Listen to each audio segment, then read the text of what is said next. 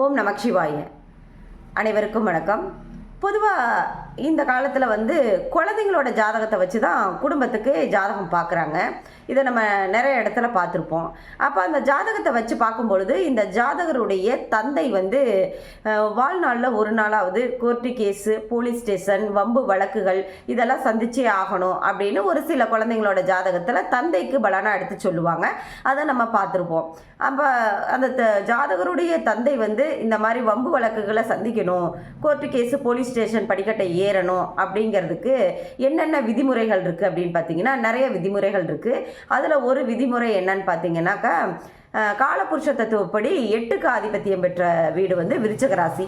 அந்த விருச்சிக ராசியில் தந்தை காரகர்னு சொல்லக்கூடிய சூரிய பகவான் அங்கே உட்கார்ந்துருக்கும் பொழுது அந்த 8ஆம் இடத்து பலனை அந்த தந்தைக்கு கொடுத்துருது அப்படின்னு நம்ம சொல்லலாம்.